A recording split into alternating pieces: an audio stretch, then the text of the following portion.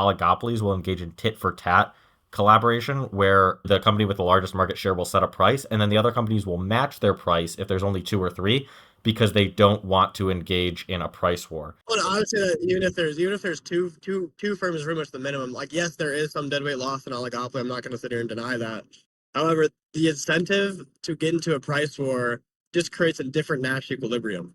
Should the United States implement universal healthcare, or should it be controlled entirely by the free market? Today, I'll be discussing this issue with a guest who goes by the title of Jerkman. He will be defending a completely private healthcare market and scaling back government intervention. Meanwhile, I will be arguing for universal healthcare. But first, if you have a controversial opinion you'd like to defend, head over to DebateCraft.com and start a debate today. That's DebateCraft.com. We have rated debates, casual debates, and an official leaderboard, so you can test your skills against other strong debaters. You can also click the Discord invite in the description to become a member of our community. Now, without further ado, let the debate begin. Jerkman, you have the floor. Hello, I'm going for a free market healthcare, which is very different from the United States. I believe that healthcare currently in the United States is high cost due to three things: barriers to entry on competition, IP laws for like drugs and medical supplies, as well as three, I believe that there is a really bad price transparency currently in the United States that are driving up costs. All right. And I will be taking a more similar solution to what Taiwan has. Taiwan is ranked as one of the top current healthcare systems, and I believe that this system, the empirical evidence favors that this system would be better than the theoretical 100% private system that's being proposed. So I guess I'll give you an opportunity to sort of flash out more why you believe the things that you believe about your system being superior. Gotcha. I think that anytime a single payer insurance company goes in, there's basically sort of a few steps to the model of why it works. One involves social externalities. Without a doubt, there is a shift in a positive social externality once you have Medicare for all or some sort of system like Taiwan with a single payer system. However, I believe that social externality is not greater than the negatives you'll have towards consumption and investment, as well as the issues that you also have when you're looking at the knowledge problem of things like wait times, things like not everything being covered under a certain system. And I believe that the free market is a way you get around this where you can have the most optimal outcome with full market knowledge. Okay. So I'll address some of that. So I do agree that the knowledge problem applies a lot to a large number of industries. I'll say. I think it mostly becomes an issue when the information about people's priorities is very subjective and something that can only be forced to be honest about by having to pay for something. In terms of health, it's different. Because the outcomes are more measurable and because they're largely similar for everyone. So if I have cancer, the government can probably calculate what's going to be the effect on quality of life, how many years am I going to lose if I die. And in fact, in a healthcare system, the government knows that information better than individuals typically do. You have a lot of quality of life boards in other countries with universal healthcare systems, and they can sort of calculate the effects of treatments and which treatments are the most pressing. The other big issue with the companies, I think, that we're going to get into is the monopoly power that these providers have. Obviously, with barriers, if you removed a lot of barriers to competition, you would have less monopolies. But then you have to solve for example, IP laws. But then in the absence of IP laws, you have to solve the system of incentives to invent new technologies.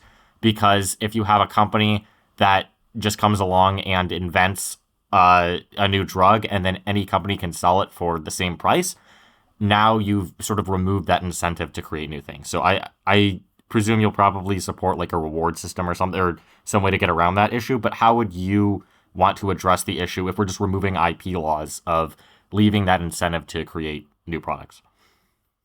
Gotcha. Really quick, I want to clarify something like the knowledge problem. You said there's no more than individuals themselves. It's not only what the knowledge problem is attacking here. Needs to know more than markets themselves, right? So I think the Yeah, hospitals will probably know more than the government of what treatment is best because they have board certified doctors on each hospital, as well as they'll have a smaller output of cases. Like, hey, I have 100 cases to go, as the government has to do a large aggregate of cases. So I want to think that the knowledge problem would still apply here. But the IP laws, we can also look empirically here to say that IP laws have not really done a ton for innovation. What typically does a lot for innovation is just higher capital output yields as well as first mover advantage. You can see this typically by the largest innovative point in the U.S. history was not under an IP system. However, just because I don't want to make this a long IP debate, I could also go for a system where that is heavily reformed to possibly a royalty system. If we went to an IP debate, it would be very long. So I want to say that we could have IP laws based off a royalty system, but it would still be competitive in nature. sure. Okay, yeah, that's I expected something along those lines, so I think we can just sort of go with that. I could address what you said about the knowledge problem. So you said that the hospitals themselves have knowledge about what treatments are needed. I agree, but I think that's part of the problem is the information asymmetry, where the people providing the care know what the person needs, but the person buying the care doesn't know exactly what the value of the treatment is. So I guess the idea would be sort of like if there was just no regulations on car salesmen, and you go to a car salesman and they promise that a car has certain value, but you don't really know. So the issue isn't the providers having the information; it's the customers having it. And the Well, fact that, yeah, but you also have other hospitals you can go to for cancer, bro. That's why a lot of people get second opinions. sure, And if we're going to do a sort of a predatory point here, right? If the hospital is being predatory, right, that'll quickly get snubbed by a market force. Currently, they have a lot of subsidies to go against that in the United States specifically. They're not advocating for the United States system specifically, but cancer care is one of those things that typically is not super predatory. Yes, there's information asymmetry. That's a part of competitive theory that kind of goes away. Like if even if there is some sort of asymmetry, you would mhm. still have other firms and actors in the market that would kind of alleviate that. Uh, because again, the most efficient system works in the long run, and that's kind of the point of any sort of comp theory. Yeah, so I'll address that. I agree that in theory, if you have a lot of people competing for price, then they'll sell you the best one. However, I think there are some barriers to that, and namely that they are with a lot of industries. For example, we can see predatory practices when an industry favors having a few cutting edge companies. So you talked about first mover advantage. Let's say that's true, for example, and the first mover company captures a lot of the market share. Then there's not a ton of competition. Then you have sort of an oligopoly system where where a few companies have a lot of control over prices and over knowledge. Another issue is that a lot of times in healthcare, the way with economies of scale, you'll have sort of one hospital in an area or only a few hospitals in an area. You don't have every possible competing company offering you prices for care. You have the few that are sort of near the top in that industry. And so the advantage that Medicare for All system could offer is that the government has a board similar to what the hospital would have, where they can obtain that same knowledge, but they're more of an impartial group. They can determine which patients need care the most, and they can sort of estimate the quality of life to a similar group to a similar level that the company would. Another issue is it's not just about offering the best price with competition necessarily. It's that patients have to sort of have knowledge about how pressing the treatment is, what the effect will be on their lifestyle. And even if they have different companies telling them different things, well, they can see which company is offering the best price. They can't necessarily tell what the companies are saying about the quality of the treatment is true, and they don't know what necessarily the effects of the treatment are going to be until after it's happened. Sorry, I went Well, for a I little would say run that on. that's not completely true. Like we have side effects on every single thing you're doing in medical industries, right? If you have Yeah. like for instance, if I'm going to get a cancer treatment, right, and this hospital has a terrible reputation of not telling me the full effects Mhm. and it's giving me a shitty price over and over again, I'm probably not going to do that for my cancer treatment, right? Like these things do take time, but it also a lot of people think that competition theory is a time management thing where companies are just going to try to get away with predatory things in the long run. Like no, they competition theory basically it says that they're not going to do these predatory things because they know the effects and ramifications they have in the long run. Another thing you said that I pretty much disagreed with completely was that oligopolies have really bad pricing mechanisms. I don't really think that's true. Oligopolies run over a game theory pricing system. So, for instance, the first mover might really put a price on a high note. Yeah. However, the second movers are going to undercut them, and then the third mover is going to undercut them, and X, Y, and Z down.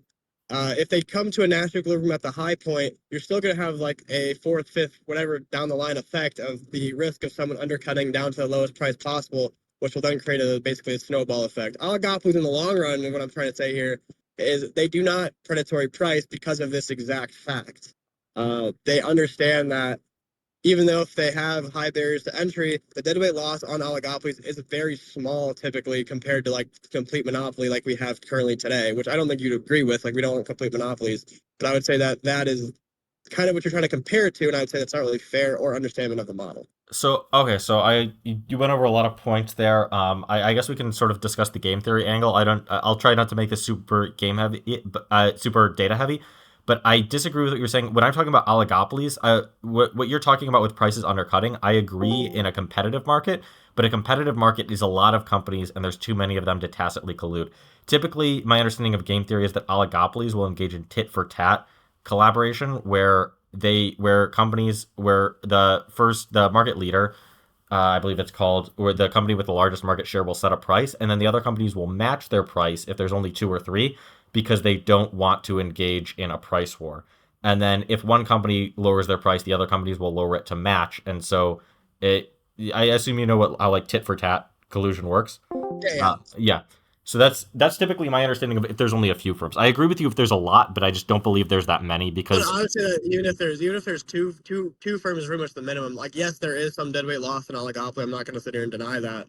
However, the incentive to get into a price war uh, just creates a different Nash equilibrium, right? So the Nash, I'm sure are you aware of Nash equilibrium for yeah, what that is I'm entailed? aware. I think we'll disagree on what the Nash equilibrium is, but maybe you could just explain Okay. the concept for the audience because we're Okay. going around these So terms. basically, think of a grid with two like a kind of like a math grid, like 1, 2, 3, 4.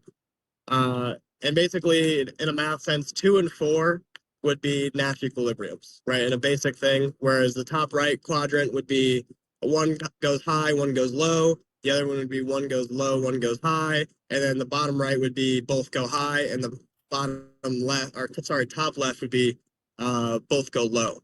Hmm. So the issue with like what you're saying here is that they will not both go low. Is in the long run, I don't think this is sustainable because there's being profit left on the table, right? A price war is typically profitable for the first mover.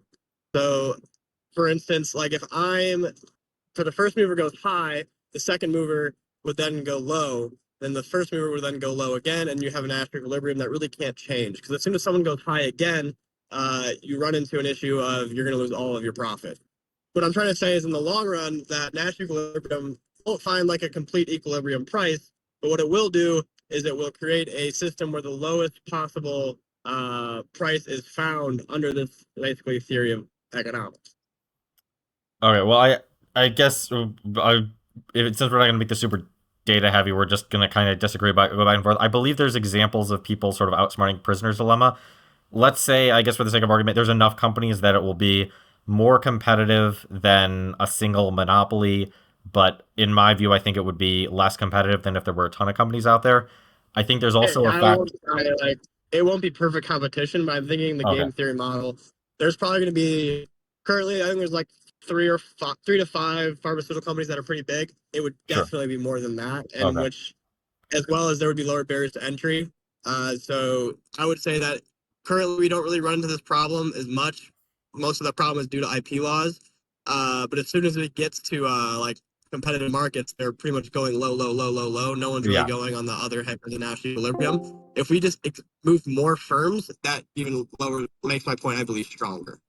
Okay. Yeah, I realize we've actually gone through a lot of content and we're at like 14 minutes right now. So I guess we can try and summarize it up. What was the other thing we were talking about before game theory? I think it was something The about knowledge problem. the knowledge problem. All right. Yeah, I guess I'll give you a chance to reiterate your case because I don't remember exactly where we left off. Okay. But the one thing I'll say is I think there's the one factor I'll leave in, and I don't think this is like necessarily a swing the whole debate factor, but one thing I'll leave in is I think there's also an issue of monopolistic competition, where companies will specialize in different things, even if there's a few that are technically competing. They'll try and find different niches in the market, and so within each niche, the company can act more like a monopoly. And I'll give you a chance to sort of give your conclusion now, and you can respond to that, and also bring up back what you were saying about the knowledge problem. okay. So for monopolistic competition, that is assuming that there is no other company that could ever do that specific thing. For instance, like if these are two random examples, these are not empirically backed. If Pfizer was the only one doing like Tylenol, and then Johnson was the only one doing like Excedrin, right? Those are not perfect substitutes, but they're typically like substitutes on a market. I really don't believe that would be a thing, especially once we repeal IP laws, where people would have the knowledge, specifically in like drug prices. I'm assuming that's what you're going on here is drug prices in general. That they would not be able to mimic these drugs basically to a perfect standpoint, where you would have some sort of actual different sort of competition here. Monopolistic competition typically arises when there's a barrier to entry that is beyond like just a economy of scale sort of thing, right? Like, for instance, Johnson and Johnson and Pfizer both have the capacity to produce any drug they want, especially their competitors' drugs. However, due to IP laws, they're not able to. I think that's where monopolistic competition comes in. And even if we had monopolistic competition, that still stops predatory pricing to the same degree of complete monopolies, which we currently have, where you have like 4,000% markup on insulin. Uh, Yeah. like it would still be a much more efficient system, and especially a more efficient system than you would have, like, for instance, like price ceilings or uh, someone of that nature.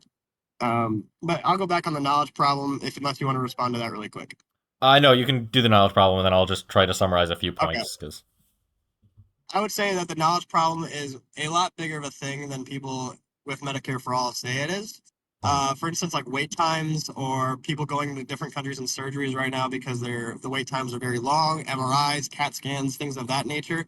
Those are all, I guess, issues uh, with the knowledge problem. While you might say that this can be somewhat remedied if we just increase supply, however, you're not understanding that there's a lot of things that go into basically excess demand. When you have something free, you might be willing to go do things that are not necessarily necessary without any sort of cost, and that is things that are clogging up the system in general. A free market system gets around this by having better price transparency as well as understanding of the ability to move more into a market. So, for instance, if we need more CAT scans, we need more MRIs, we need more X, Y, Z, the market has a mechanism that can do that without certificate of care, hospital building, or whatever systems you need. You will have that demand be met very easily, and you kind of eliminate that knowledge problem. Okay. Yeah, I'll try to wrap this up and be quick because we're kind of over time that I was expecting. But yeah, so the two issues, the monopolistic competition and the knowledge problem. One point I think we've kind of addressed a lot of the points on monopolistic competition, and uh, I agree that there's still some elements of competition whenever there's potential to compete. I see it more as sort of like a branding thing, and as you were saying earlier, a first mover advantage, where when a company is kind of known as the people who produce something, other companies, even if they have a slightly lower price, have to do a lot to overcome the research information that the company has, the branding, the connections with the people, with their customers, and the identity, the association that people have with them and the product. So I think it's more of a branding niche than it is being the only people who can create something. But just really quick to go over the knowledge problem, the wait times and the overuse. So the wait times, I don't think that's an example of a knowledge problem necessarily. I would say that increasing supply does sort of addresses this to some extent because the wait times aren't an issue of the government doesn't know how long is being taken. They have a lot of knowledge about this wait time versus this person needs the procedure right now. So I do agree that there can be negative effects, but I don't think that's necessarily just a lack of knowledge. I think that's sort of funding the program enough. And there's some countries where they empirically had a lot of wait times. They spent more and then they had better quality.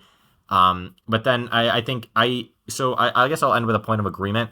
I think a lot of some of the reforms that you're saying, the U.S. system can definitely be reformed. Obviously, neither of us are really defending the current U.S. system. But there are, I guess, two very different directions to take if we want to find an optimal system.